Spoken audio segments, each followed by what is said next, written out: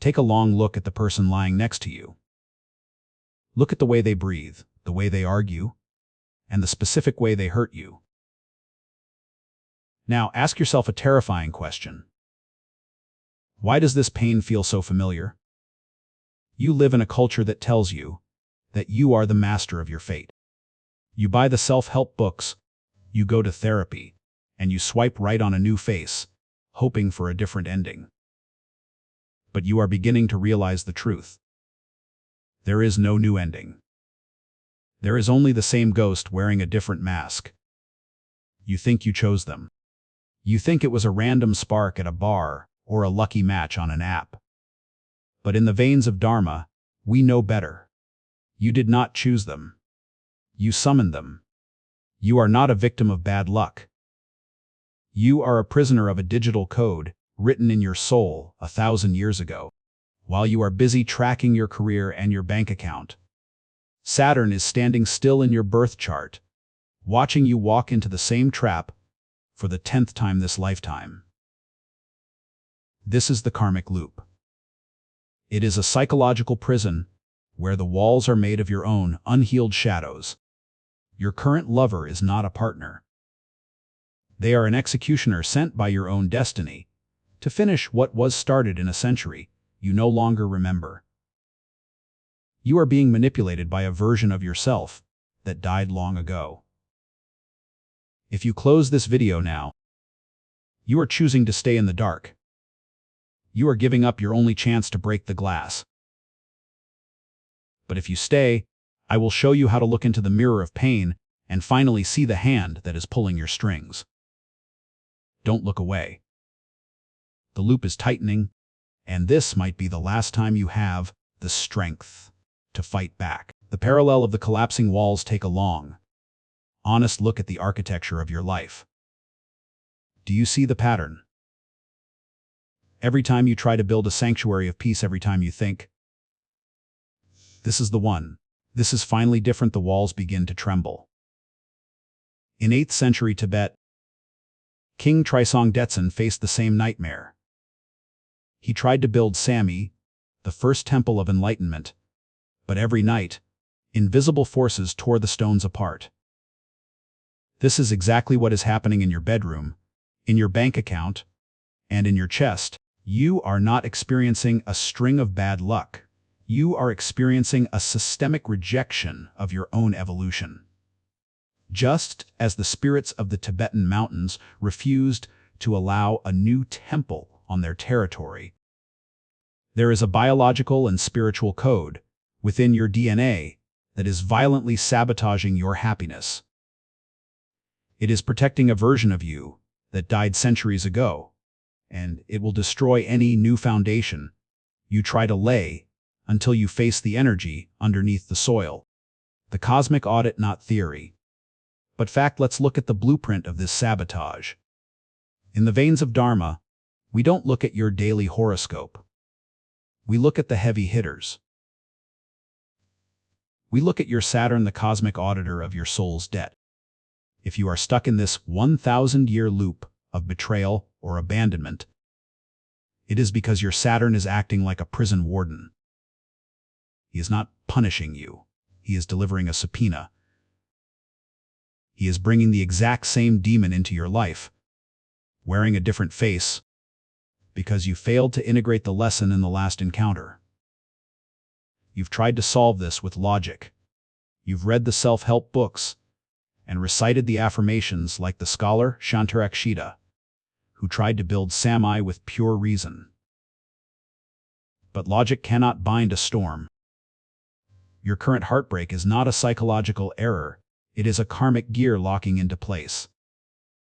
You are attracted to the intensity of toxic love, because to your soul, a familiar hell feels safer than an unknown heaven. That intensity isn't chemistry. It's the friction of your old contracts being renewed. Unemployed bodyguards, the ancient Tibetans realized they couldn't pray the spirits away. They needed someone who knew the wrathful path. They needed Padmasambhava. You see, the forces tearing down your life are not evil. They are unassigned. Your rage, your crippling anxiety, your obsessive need for validation, these are your personal demons.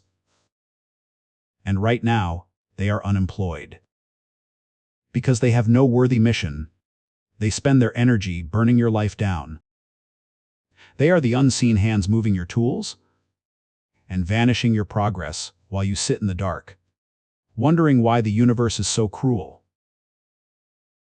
You've been trying to get rid of your dark side for lifetimes, but your darkness has nowhere else to go. It is a guardian that has lost its way, defending a grave you should have walked away from 1,000 years ago. The buffer zone, the exhaustion of the ego, and here is the tipping point. The point where most people turn away. You are exhausted, aren't you? You are tired of laying the same stones, only to watch them fall. You are tired of the second Buddha promises that never seem to apply to your specific pain. Good. Stay in that exhaustion for a moment. The lotus-born master was not invited to Tibet for poetry. He was invited because everything else had failed. Your ego needs to fail. Your logic needs to shatter. Because the lotus does not grow in a sterile room, it requires the pressure and the filth of the mud you are currently drowning in. If you are ready to stop building walls and start meeting the storm, then you are ready for the transformation. Because the scariest thing in the valley isn't the demon, it's the realization that the demon is waiting for your orders. Ooh, your orders. The breaking point as a portal. Stop for a second and look at the debris. If you are watching this, you are likely standing in the ruins of a life you tried so hard to build. You did everything right. You practiced kindness, you sought healing, yet the walls of your emotional monastery continue to collapse at the same hour, in the same way, with the same type of person. You feel defeated. But in the lineage of Dharma veins, we don't see defeat. We see a portal. In the ancient accounts, Padmasambhava was not born from a struggle. He was born from a lotus in the center of a lake. This is a profound psychological metaphor for you. The lotus does not grow in a sanitized laboratory. It requires the pressure, the darkness, and the decay of the mud to ignite its ascent. Your current exhaustion is not a sign of failure. It is the sign that your ego, the part of you that thinks it can fix karma with logic, has finally burned out. This burnout is the prerequisite for the master to appear. When you stop trying to build on top of the mud and start looking into it, the transformation begins.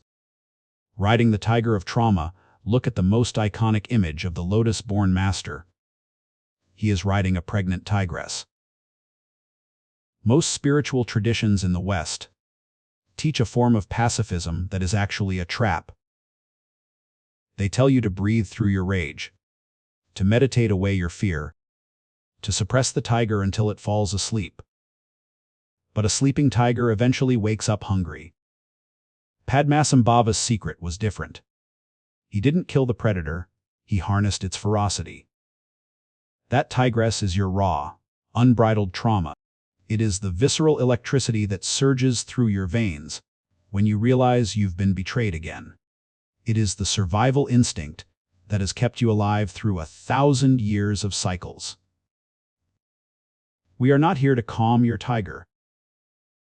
We are here to teach you how to ride it. You do not cross the Himalayas of your destiny by acting like a victim. You cross them by channeling the very energy that tried to consume you. The person who broke you wasn't a mistake. They were the catalyst sent to force you to stop walking and start riding your own power. Reassigning the guardians of the soul, let us translate your demons into a language you can use. Think of the first entity, Padmasambhava, bound Pahar, the Lord of Storms. In your modern anatomy, Pahar is your reactive rage. You have been told that your anger is toxic. That is a lie. Your anger is actually an unemployed bodyguard. Because you haven't given it a worthy mission, it spends its time burning your own house down. The moment you integrate this shadow, your anger transforms into fierce clarity. It becomes the no that protects your soul. It stops being a weapon used against you and becomes the shield that ensures you never sign a toxic contract again. Then consider the spirit of the mountains, the master of illusions. This is the voice of your deep-seated insecurity, the one that tells you that you are fundamentally broken. Padmasambhava didn't argue with the illusions. He sat in unshakable awareness until the masks fell off. In therapy, we call this disidentification.